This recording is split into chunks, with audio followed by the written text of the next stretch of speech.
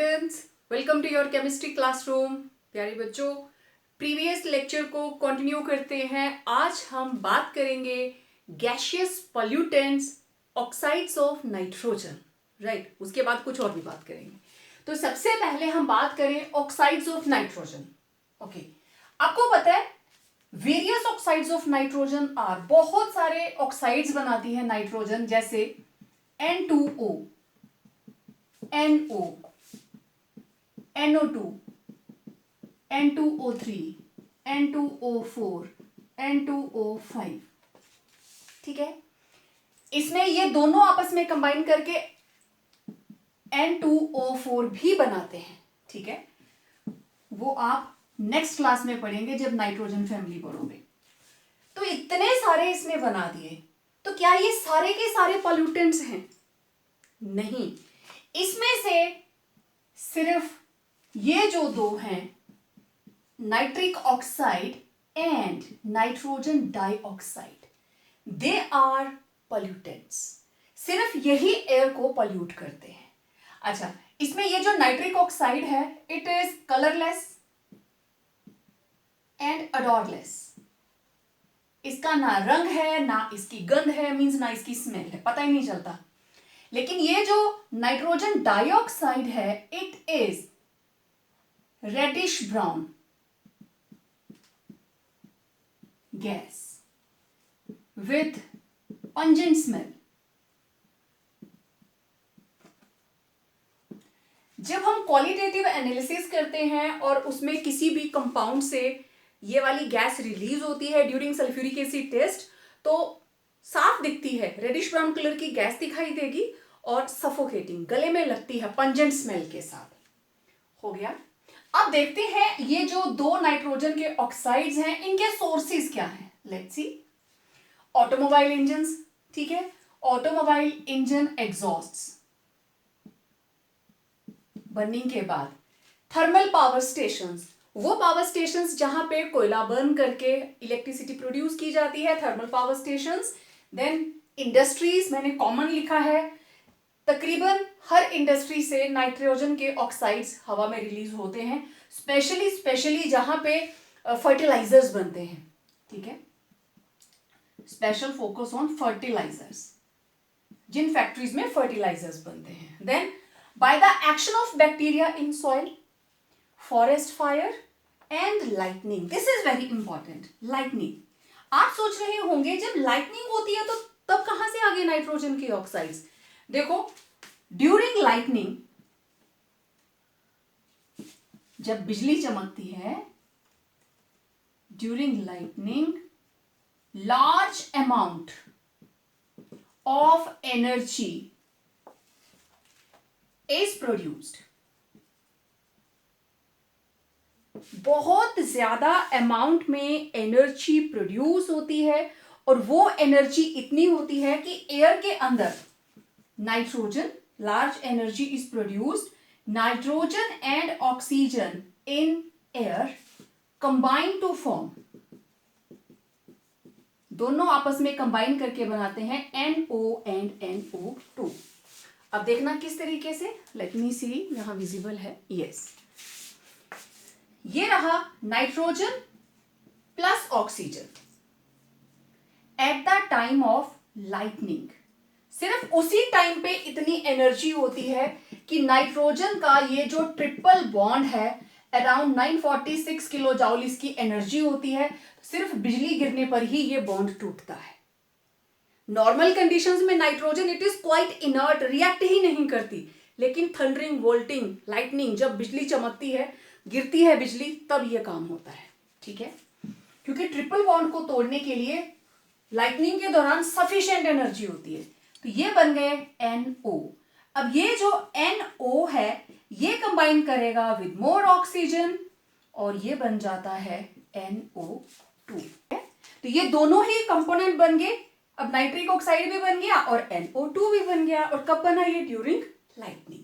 तो अगर आप ध्यान से देखें, ये जो फर्स्ट थ्री हैं, दीज आर मैन मेड, और जो नेक्स्ट वाले तीन हैं, यहां से लेके अब मैं यहीं तक इसको करूंगी, दीज आर नेचुरल। ये नेचुरल सोर्सेज हैं bye the action of bacteria in soil, forest fire, lightning. During lightning क्या होता है वो मैंने आपको बता दिया कि नाइट्रोजन और ऑक्सीजन के बॉन्ड्स टूटते हैं, both react together to form nitric oxide, क्योंकि ऑक्सीजन तो काफी सारी है, नाइट्रिक ऑक्साइड फर्दर ऑक्सीजन से कंबाइन करेगा और बना देगा NO2। So these were sources. अब बात करेंगे इसके हार्मफुल इफेक्ट्स की। Well, let's see harmful effects of nitric oxide and nitrogen dioxide. देखिए, नाइट्रिक ऑक्साइड बायोलॉजिकली ज्यादा एक्टिव नहीं होती, इट इज लेस एक्टिव, तो as such it is less toxic then NO2। NO2 से कम टॉक्सिक है। It does not have significant adverse effect on human health even at high concentration. तो इससे डरने की जरूरत नहीं है, कंसेंट्रेशन ज्यादा भी हो तब भी इसका कोई ज्यादा बुरा प्रभाव नहीं पड़ता। ओके, लेकिन ये जो नाइट्रिक ऑक्साइड है एकदम से ऑक्सीडाइज हो जाती है NO2 में। किसके साथ रिएक्ट करके? चाहे ये ऑक्सीजन से रिएक्ट करे, चाहे ये ओजोन से रिएक्ट करे, और वो फिर आगे लिविंग टिश्यू के लिए हार्मफुल है NO2। तो ये इसके साथ कंबाइन करके बना लेती है NO2। यहां इसके साथ कंबाइन करके it will form NO2 plus oxygen is released. तो इस तरीके से नाइट्रिक ऑक्साइड चाहे ऑक्सीजन से रिएक्ट करे चाहे ओजोन के साथ, अल्टीमेटली बन क्या रहा है NO2, which is very very toxic to living tissues. अब ये टॉक्सिक क्यों है? देखिए, ये जो NO2 है it reacts with sunlight to produce highly active, make it clear, oxygen atoms. ये रही एक ऑक्सीजन एटम, ये रहा oxygen molecule, and this oxygen atom it is known as nascent oxygen, और ये बहुत ही ज्यादा रिएक्टिव होती है, चाहे हम इसको नेसेंट बोलें चाहे हम इसको एटॉमिक ऑक्सीजन बोलें। ठीक है, क्यों होती है मैं अभी आपको बताऊंगी। ओके, ये रहा NO2 in the presence of sunlight. आप चाहे H न्यू लिखें चाहे आप इसको ऐसे लिखें, सनलाइट। सनलाइट की प्रेजेंस में ये मॉलिक्यूल जो है इट ब्रेक्स अप और ये बना देता है NO+O। अब देखो, इसका तो कोई नुकसान नहीं है, this is nitric oxide, but this is atomic oxygen, और इसको हम क्या बोलेंगे? Nascent oxygen.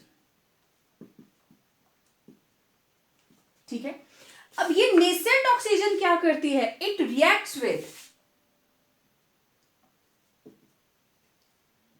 Atomic oxygen, reacts with hydrocarbons. Air के अंदर हाइड्रोकार्बन्स भी होते हैं, methane, ethane, propane. It reacts with hydrocarbons in air and produce, और ये क्या प्रोड्यूस करती है? Irritant called photochemical smoke. इसके बारे में हम आगे बात करने वाले हैं। ठीक है, तो इसको हमने, ये जो एटॉमिक ऑक्सीजन है ये रिएक्ट करेगी, ये आपके लिए एडिशनल इंफॉर्मेशन है। इट रिएक्ट्स विद हाइड्रोकार्बन, कहां पे? जो एयर के अंदर प्रेजेंट है, एंड प्रोड्यूस इरिटेंट। इरिटेंट मतलब pollutant, that is called photochemical smoke. Smoke के बारे में आगे मैं डिटेल में बात करने वाली हूं। तो इससे इरिटेशन इन आईज, स्किन के ऊपर प्रॉब्लम्स, देन ब्रोंकाइटिस, अगर अंदर चला जाता है लंग्स को प्रॉब्लम आनी शुरू हो जाती है। तो आप देख सकते हो NO2 is too much toxic. Okay, then NO2 और कहाँ नुकसान देती है? जितनी भी हमारी टेक्सटाइल इंडस्ट्री है या मेटल्स की इंडस्ट्री है, तो जो डाइज हम यूज करते हैं टेक्सटाइल को, कपड़ों को अलग अलग कलर देने के लिए, NO2 अगर उसमें प्रेजेंट हो जाए तो ये उस कलर को फेड कर देगा, कलर की क्वालिटी को जो है उसमें खराब करेगा। ठीक है, सो these were harmful effects of nitric oxide and NO2 on human beings. अब देखते हैं प्लांट्स के ऊपर। अब देखो, स्पेशली इफेक्ट ऑन प्लांट्स क्या रहता है? It causes leaf spotting. आपने अपने किचन गार्डन में देखना, कई बार लीव्स के ऊपर जगह जगह स्कैरिंग आ जाती है ना, स्पॉट्स आ जाते हैं। ठीक, that is due to attack of presence of NO2 in surrounding atmosphere. Breakdown of plant tissues, plant के टिश्यूज ऐसे ही टूटना शुरू हो जाते हैं। Decrease in rate of photosynthesis, plants की फोटोसिंथेसिस के प्रोसेस को कैरी आउट करने की कैपेसिटी कम हो जाती है, तो इसका मतलब लीव्स येलो होनी शुरू हो जाएंगी। देन स्पेशली ह्यूमन बींग्स के ऊपर इसका क्या इंपैक्ट रहता है? It is lung irritant. तो आप देख सकते हो लंग्स के अंदर अगर इरिटेशन होगी तो it will lead to bronchitis, है ना, सांस लेने में प्रॉब्लम होगी। Then acute respiratory disease in children, बच्चों के अंदर अगर ये ज्यादा इनहेल हो जाए that will lead to acute respiratory disease.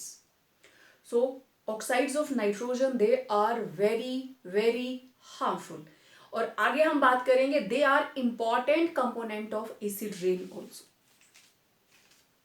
अब देखिए NO2 it is an important component of acid rain, इसीलिए इसको पॉल्यूटेंट कहा जाता है because it is contributor to acid rain, right. और ये रहा NO2, एयर के अंदर ऑक्सीजन है, देन बारिश हो रही है तो there will be water also, they will react together to form nitric acid. ठीक है, okay, let it be balanced.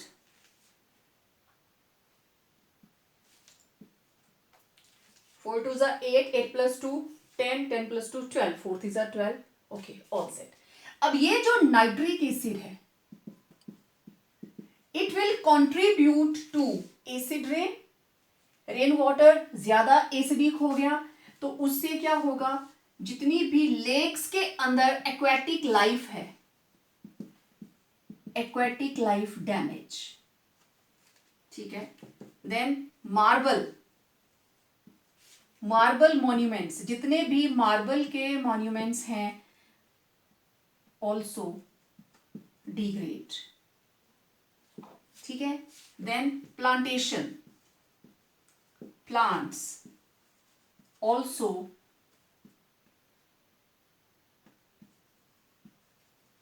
Damage by acid rain. ठीक है, एसिड रेन के बारे में हम अलग से भी बात करेंगे, लेकिन क्योंकि हम ऑक्साइड्स ऑफ नाइट्रोजन की बात कर रहे हैं तो ये इसका मेजर कंट्रीब्यूशन है टुवर्ड्स एसिड रेन। ठीक है, अब हम सल्फर के ऑक्साइड्स की बात करेंगे। Next is oxides of sulphur, और सल्फर का oxide sulphur dioxide it is the main pollutant. और ये जो सल्फर डाइऑक्साइड है it is colourless, it's a colourless gas but it is pungent odor, colourless gas with pungent odor और smell, pungent smell गले में लगती है जाके। तो जल्दी से इसके सोर्सेस के ऊपर नजर डालते हैं। इट इज प्रोड्यूस्ड कौन, SO2 by the combustion of fossil fuels, fossil fuel के अंदर कोल आ गया, पेट्रोल आ गया, ठीक है, विच कंटेन सम सल्फर, उसमें थोड़ा सा सल्फर होना चाहिए। By decay of organic matter, कोई भी डेड ऑर्गेनिक मैटर है उसकी डिकेइंग से H2S गैस निकलेगी, हाइड्रोजन सल्फाइड गैस। आपने कभी नोटिस किया होगा, आप एग बॉईल करते हो, जैसे ही उसका छिलका हटाते हो एक अलग सी स्मेल आती है, यस दैट इज H2S। और उसको रॉटन एग लाइक स्मेल भी बोलते हैं, ऐसे काले नमक जैसी स्मेल आती है, लैब में जब बनती है तो सबको पता चल जाता है H2S बन रही है। तो it is produced which is converted to SO2 by oxidation. देखो H2S बना, ऑर्गेनिक मैटर से डायरेक्ट SO2 नहीं बनेगा, वहां से H2S ही बनी, और उसकी जब ऑक्सीडेशन होगी it will give SO2 plus water. तो लेट इट बी बैलेंस्ड, ये लीजिए SO2 plus water, okay. Then 10th के अंदर आप एक चैप्टर करते हो एक्सट्रैक्शन ऑफ मेटल्स, और उसमें आप पढ़ते हो रोस्टिंग एंड कैल्सिनेशन। जब हम सल्फाइड ओर को एक्सेस ऑफ ऑक्सीजन, किसी चीज को रोस्ट करना है ना, मक्की को रोस्ट करते हैं, मुर्गा रोस्ट होता है बेचारा कितनी सारी फायर के अंदर, तो रोस्टिंग ऑफ सल्फाइड ओर्स, जब इनको खूब सारी ऑक्सीजन मिलेगी what they will form, oxides बन जाएंगे। ठीक है, और सल्फर किसमें कन्वर्ट हो जाएगी, SO2 में। मैं अभी इक्वेशन लिख के दिखाती हूँ। और next is by volcanic eruptions, जब भी ज्वालामुखी फटता है उसमें से सल्फर के ऑक्साइड्स बाहर निकलते ही निकलते हैं, H2S भी निकलेगी बाहर एयर के कांटेक्ट में आते ही, क्योंकि वहां खूब सारी हीट होती है तो it will be converted into SO2। अच्छा, अब मैं इसमें से चलिए आयरन पायराइड की आपको एक लिख के बता देती हूँ इक्वेशन। जैसे मेरे पास है FeS2, excess of oxygen is there, ये बना देगा हमारे पास Fe2O3 प्लस SO2। मैं इसको बैलेंस नहीं कर रही हूं। इसी तरीके से हमारे पास है lead sulphide, lots of oxygen, it will form oxide, क्योंकि रोस्टिंग और कैल्सिनेशन इसीलिए की जाती है सो दैट हम मेटल को उसके कॉरस्पॉन्डिंग ऑक्साइड में कन्वर्ट कर सकें। ऑक्सीडेशन, उसके बाद इसकी रिडक्शन होती है and it will liberate SO2। ये गैस है, बाहर निकल जाएगी। समझ आ गई बात? तो ये थे सोर्सेज ऑफ SO2। अब इसके हार्मफुल इफेक्ट्स की बात करेंगे। अब देखिए हार्मफुल इफेक्ट्स ऑफ SO2। देखो SO2 ही SO3 के अंदर कन्वर्ट होती है, राइट? तो पहली इसकी बात ह्यूमन बींग्स के अंदर देखिए, it affects respiratory tract producing nose, eye and lung irritation. Nose में, आईज में और लंग्स में इरिटेशन। अगर ये लो कंसेंट्रेशन में है, कम है, तो it may lead to asthma, bronchitis, emphysema and irritation in eyes. लेकिन अगर ये हाई कंसेंट्रेशन में इनहेल कर लिया, it will lead to lung diseases and ultimately it may cause lung cancer. तो इतनी ज्यादा हार्मफुल होती है। अच्छा, प्लांट्स के अंदर अगर हम बात करें तो it affects plant growth. Chlorosis मतलब deficiency of chlorophyll, deficiency of chlorophyll. और अगर क्लोरोफिल की डेफिशिएंसी हो गई तो प्लांट लीव्स बिकम येलो। आपने देखी होंगी कि कई बार टाइम से पहले, स्प्रिंग सीजन से पहले पत्ते झड़ते हैं ना, स्प्रिंग सीजन से पहले पत्ते झड़ते हैं, लेकिन कई बार ऐसे ही चलते चलते आपने प्लांट लगाया, चाहे वो वेजिटेबल्स लगाई, थोड़े टाइम के बाद उसके पत्ते पीले होने शुरू हो गए, तो आपको आइडिया लग जाना चाहिए कि something is wrong. Okay, moreover it may damage whole plant, पूरा प्लांट भी खत्म हो जाता है। SO2 is major contributor to acid rain. कैसे? SO2 ऑक्सीजन से कंबाइन करके बनाता है SO3, SO2 से ही SO3 बनता है। SO3 it will combine with water of rain and form H2SO4 and it contributes towards acid rain। ठीक है, I'm left with one more point, यहां लिख देती हूं, पॉइंट नंबर 4। अब ये जो सल्फर डाइऑक्साइड है और सल्फर ट्राइऑक्साइड है, थोड़ी बहुत ये भी उसमें रहेगी, तो it also cause fading of leather, fabric and paper. It causes fading of leather, paper, right, leather, paper and fabric. तो आप सोच सकते हैं ये तीनों ही industries they are affected by the presence of sulphur dioxide और sulphur trioxide in atmosphere.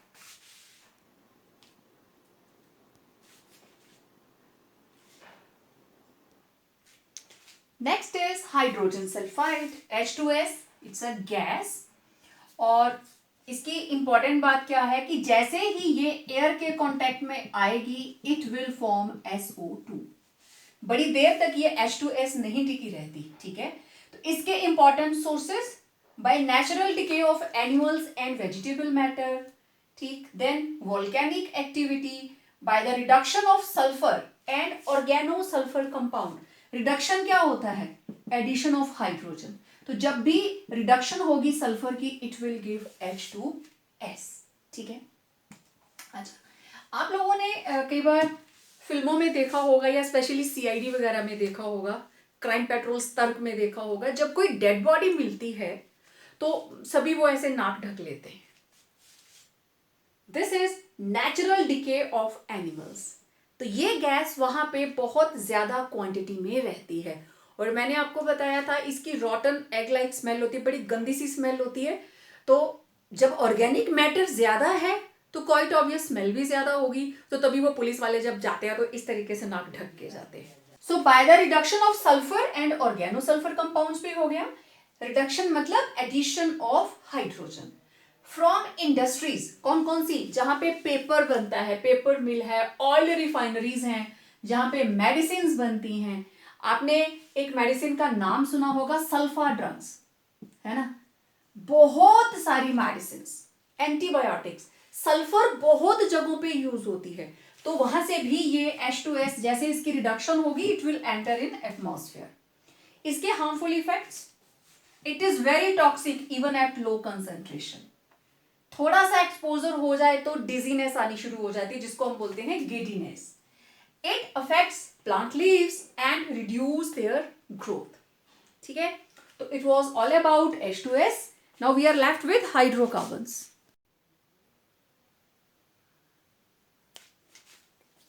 Next is hydrocarbons. बहुत सारे हाइड्रोकार्बन्स, हाइड्रोकार्बन मतलब methane, ethane, propane, butane, isobutane, pentane, जिनका मॉलिक्यूलर मास कम है, या तो वो गैसेज होते हैं और they are volatile liquids. Volatile liquid होता है जो इजीली उड़ जाता है, सबने देखा है, नेल पेंट रिमूवर लगाते लगाते उड़ जाता है ना, ये तो सबके घर में रहता है।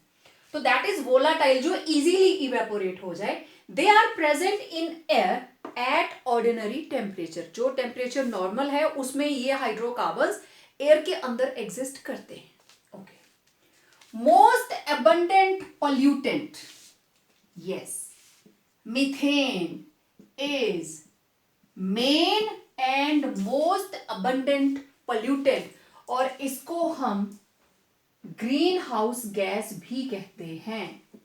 Methane is green house gas. Okay, तो ये हाइड्रोकार्बन्स कहां से आते हैं, इनके सोर्सेज क्या हैं, एटमॉस्फेयर के अंदर इनकी एंट्री कहां से होती है? By incomplete combustion of fuels. Petrol diesel burn करता है, वो पूरी तरह से बर्न नहीं किया, तो उसमें से भी अनबर्न्ड हाइड्रोकार्बन्स एयर में आ जाते हैं। Methane is released into air in large quantity by anaerobic decomposition of organic matter. अब देखो ये एक नया वर्ड आ गया, एनारोबिक। एक होता है एरोबिक। एरोबिक मतलब बैक्टीरिया ऑक्सीजन यूज कर रहे हैं तो वो ऑक्सीडेशन हो जाएगी। Anaerobic means absence of oxygen, absence of oxygen, तो उसमें कार्बन डाइऑक्साइड नहीं बनेगा, क्या बनेगा? Methane. Then evaporation of organic solvents from industrial processes. Industry के अंदर कितना कुछ ऑर्गेनिक कंपाउंड्स बनते हैं, बेंजीन बनती है, टोलुइन बनती है, देन हाइड्रोजन पेरोक्साइड बनता है, इसके अलावा और बहुत से सॉल्वेंट्स हैं, एसीटोन बनता है, क्लोरोफॉर्म बनता है, कितने सारे ऑर्गेनिक कंपाउंड्स। तो उनमें से ऐसी इंडस्ट्री जहां पे ऑर्गेनिक कंपाउंड्स बनाए जाते हैं, स्पेशली लिक्विड्स, तो वेपर फॉर्म में उनके इवेपोरेशन होती है और वो एयर के अंदर आ जाते हैं। So evaporation of organic solvents from industrial procedures by burning of fuels like coal etcetera. Then marshy land releases methane. आप इस बार चेक करना, जब बरसात के दिनों में आपके सराउंडिंग में धान की फसल लगी होगी तो पानी उसकी जड़ों में खड़ा रहता है, ठीक है। जब प्लांट थोड़ा बड़ा हो जाता है तो वहां से जब आप क्रॉस करते हो एक अलग तरह की स्मेल आती है, एयर और ही जैसी लगती है, तो that is full with methane. Marshy land से मीथेन गैस एयर में एंटर करती है। और देयर आर सम ट्रीज, कुछ ट्रीज ऐसे हैं जो लार्ज क्वांटिटी में हाइड्रोकार्बन्स को एयर के अंदर एमिट करते हैं। तो ये थे source of hydrocarbons. Talking about harmful effects of hydrocarbons, they cause cancer. बहुत सारे हाइड्रोकार्बन्स हैं जिनको हम बोलते हैं कार्सिनोजेनिक,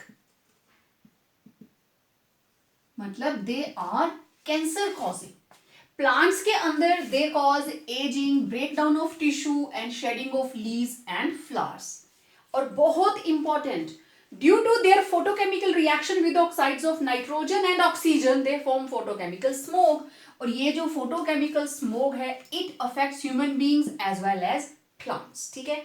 मैंने पहले भी आपको बताया था ये रहा nitrogen dioxide in the presence of sunlight, हम इसको लिखते हैं एच न्यू मतलब सनलाइट, और इसने बनाया था nitric oxide and it was atomic oxygen, right. अब ये जो एटॉमिक ऑक्सीजन है ये कंबाइन करती है hydrocarbons plus this is atomic oxygen, और it will produce photo chemical smoke. ठीक है, स्मोक क्या होती है?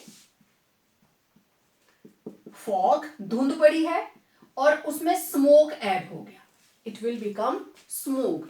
इसको हम थोड़ा और डिटेल में करेंगे आगे। तो ये थे हार्मफुल इफेक्ट्स ऑफ हाइड्रोकार्बन्स।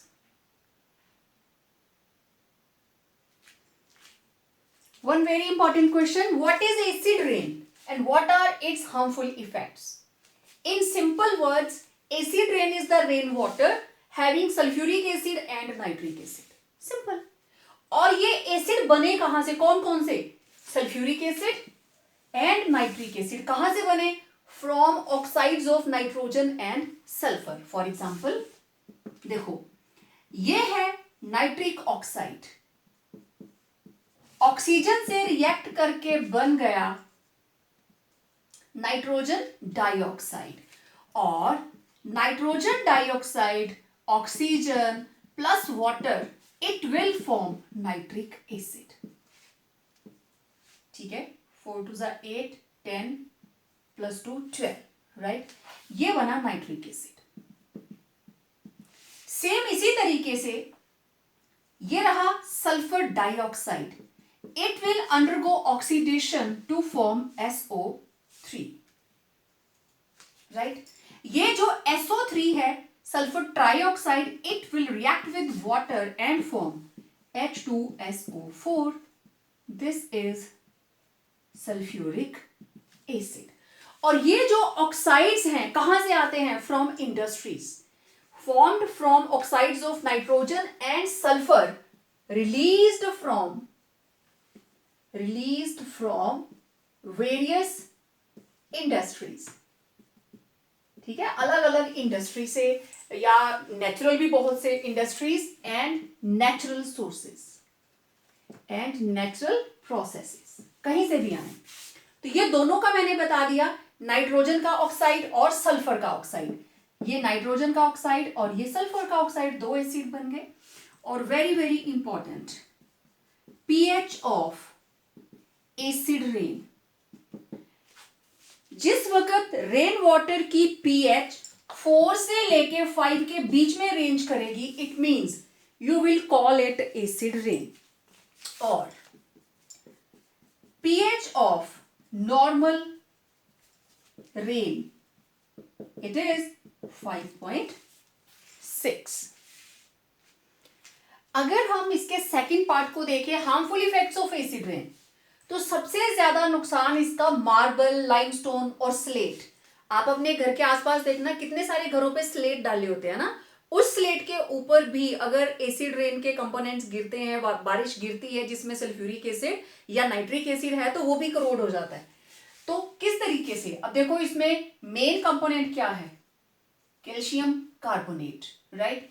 तो कैल्शियम कार्बोनेट जब एसिड रेन के कंपोनेंट सल्फ्यूरिक एसिड से रिएक्ट करेगा, व्हाट इट विल गेट, ये बना देगा कैल्शियम सल्फेट, और साथ में रिलीज होगा H2O एंड कार्बन डाइऑक्साइड। तो देखो, कैल्शियम कार्बोनेट से बन गया कैल्शियम सल्फेट, तो मार्बल की शाइन भी खत्म हो जाएगी और धीरे धीरे वो घुलना शुरू हो जाएगा। It crores metals, water pipes etcetera.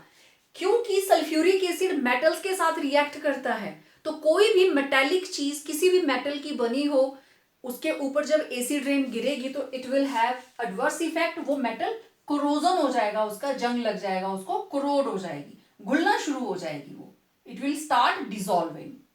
It increases acidity of water in lake. हमारी जितनी भी लेक्स हैं, फिश हैं, उसके अंदर रहती हैं, तो फ्रेश वाटर में रहती हैं, राइट। अगर लेक के वाटर के अंदर एसिड रेन गिरे तो पानी की एसिडिटी बढ़ जाएगी, पीएच कम हो जाएगी लेकिन एसिडिटी बढ़ जाएगी। लेकिन जो फिश और अदर उसमें एनिमल्स हैं और क्रिएचर्स हैं, वो उस इंक्रीज्ड एसिडिटी को बियर नहीं कर सकते, तो बहुत सारी फिश जो है वो मर जाएंगी, और भी जो भी उसके अंदर क्रिएचर्स हैं उनकी लाइफ को थ्रेट रहेगा, ठीक है। दस affecting aquatic life, it adversely affect plants and trees. अब देखो एसिड को अगर आप ग्रीन प्लांट्स के ऊपर फेंकोगे तो वो भी ऐसे मुरझा जाते हैं। तो एसिड रेन का ना सिर्फ मेटीरियलिस्टिक चीजों के ऊपर असर होता है, जबकि प्लांट्स के ऊपर भी है और एक्वेटिक लाइफ के ऊपर भी है। अच्छा, एसिड रेन के जैसा ही एक और इंपॉर्टेंट क्वेश्चन मैं डिस्कस करती हूं। देखो ये एक बहुत ही important question, why does rain water normally have pH about 5.6, when does it become acid rain. ठीक है, देखो rain water normally have pH about 5.6 due to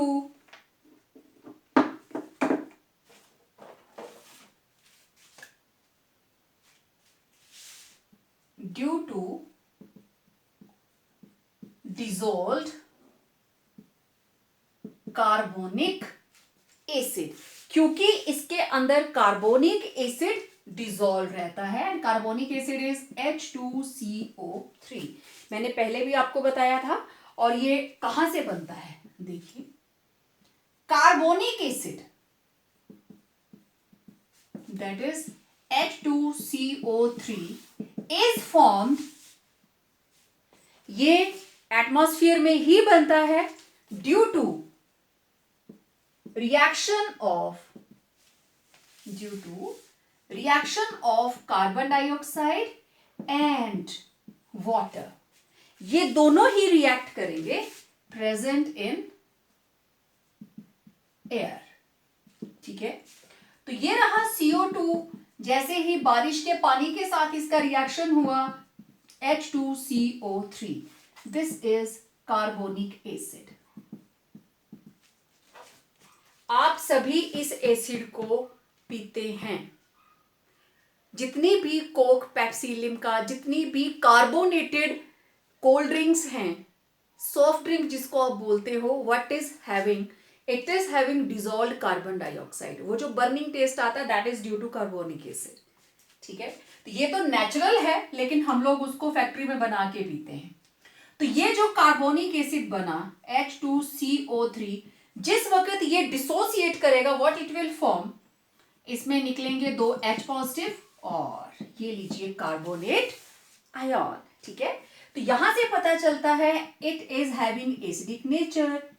acidic nature कौन होता है, जो H पॉजिटिव आयंस रिलीज करता है। ठीक है, तो अब यहां पे डिसोसिएशन हुई ड्यू टू